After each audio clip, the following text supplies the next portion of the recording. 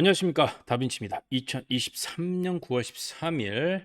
자, 오전에 제가 말씀드릴 종목이 이제 코스맥스입니다. 이제 화장품 관련주인데요.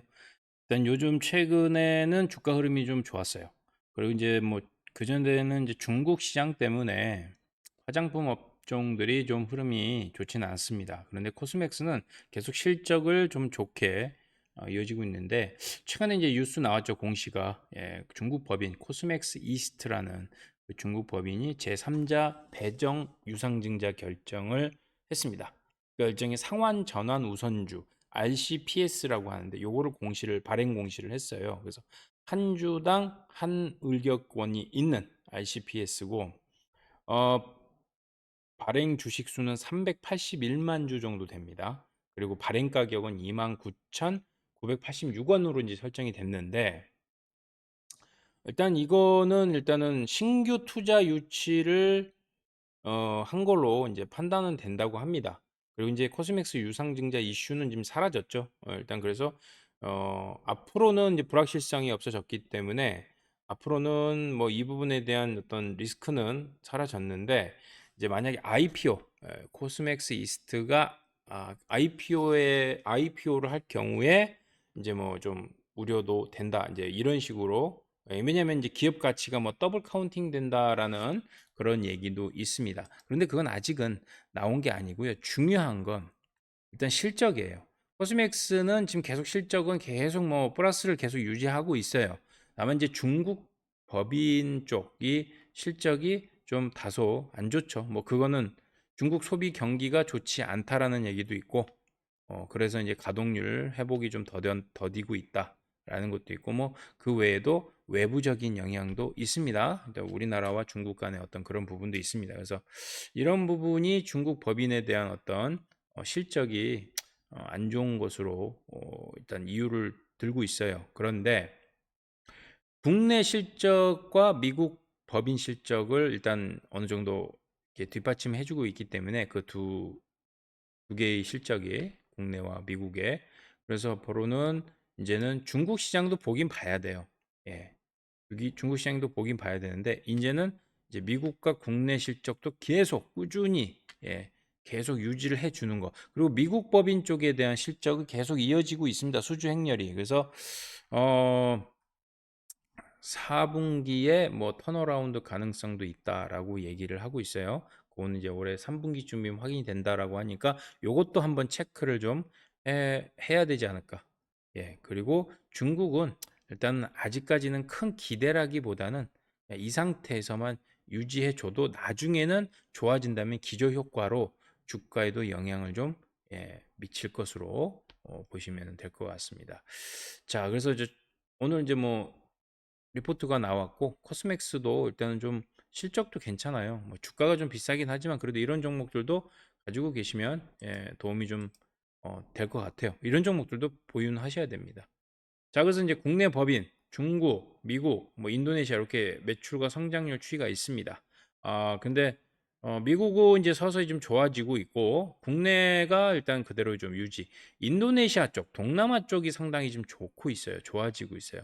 그래서 일단은 증감률은 그 매출에 비해서 크게 나타나고 있지는 않지만, 그래도 인도네시아 동남아 쪽 시장도 한번 기대해 볼 수 있고, 뭐 중국도 그래도 어느 정도 계속 유지를 해주고 있습니다. 이 부분은 좋아질 것이란 기대감은 같대, 지금 당장 뭔가 가시적인 결과가 나온다라는 건 조금, 예, 조금 뒤로 놓고 보시면 될 것 같고, 저는 인도네시아 법인, 동남아 쪽 요 부분도 매출을 좀 보셔야 됩니다. 요즘 그 화장품도 이 한류 때문에 K 코스메틱 요 부분의 시장도 상당히 기대가 되고 있어요.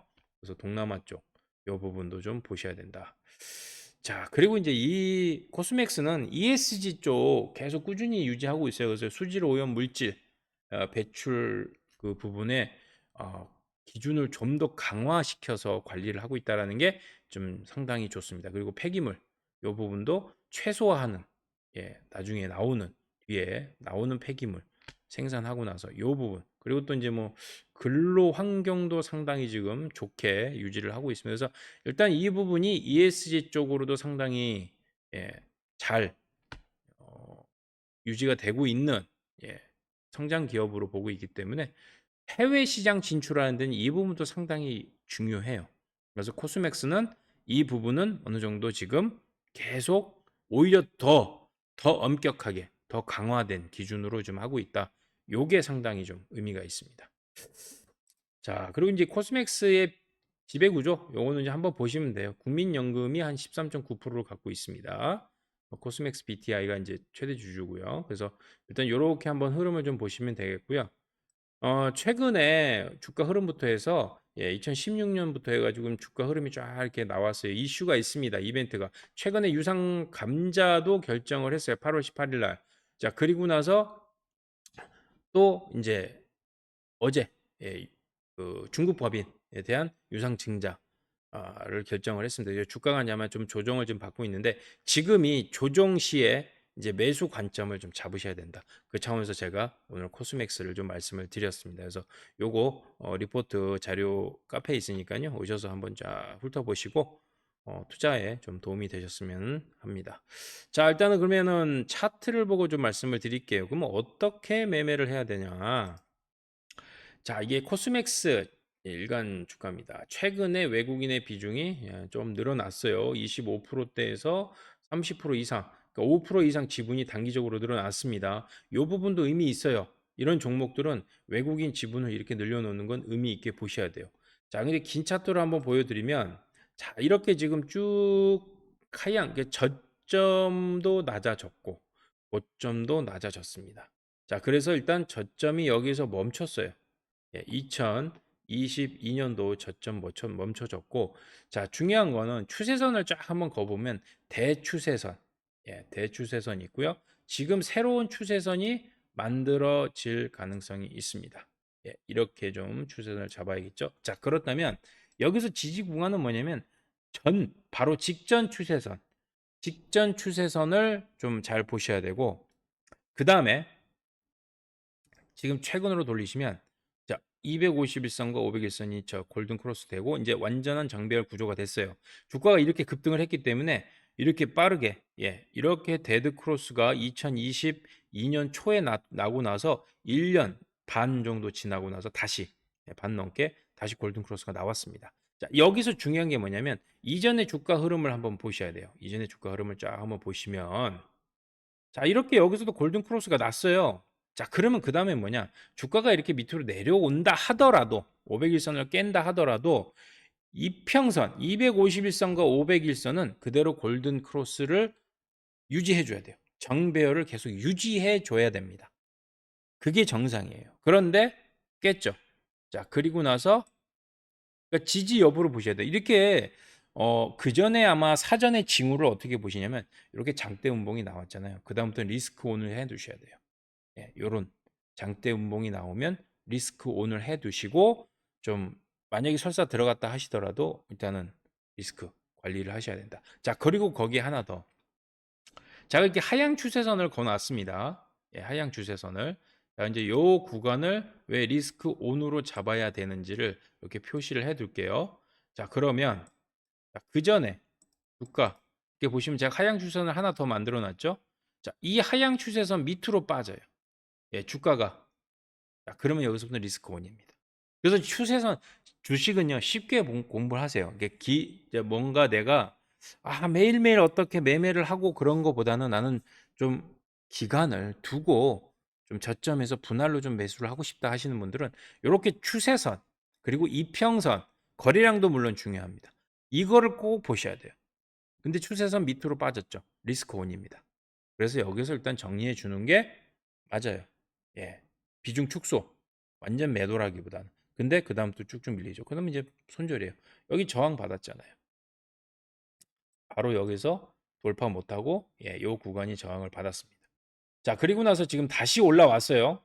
자, 올라왔습니다. 중요한 게 뭘까요? 이제는 정배열 그대로 유지해 줘야 돼요. 정배열 유지하려면 자, 여기서 조정이 나오면 이평선의 수렴이 나와야 돼요. 정배열 유지가 첫 번째 조건, 이평선의 수렴. 자, 그리고 그 수렴 구간에서 저점이 높아지는 신호가, 주가의 저점이 높아지는 신호가 나와서 위로 올라설 때, 그때부터가 매수의 시작점이다.